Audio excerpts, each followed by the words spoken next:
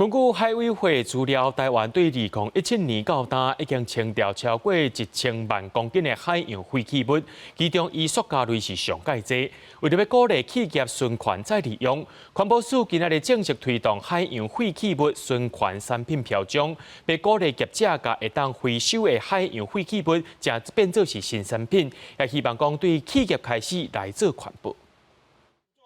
用废弃的希望啊，甲海洋本色内底的 PE 聚丙烯甲 PA 材料做目镜框，甲放目镜的壳啊，也有企业办清海保的活动，甲扣掉的100公斤海洋废弃物做成1000支的塑胶杆仔，这的再生品拢用超过20%的海洋废料做成，摕到环保署海洋废弃物循环产品的标准认证。阮的部分搁超过这个20%，我已经达到26%。 希望大家会当透过这1000支的杆仔去了解讲，这个物件是天然环保、重复去使用的真正好的产品。今年算是第一件修正，有4个厂商，13项的产品，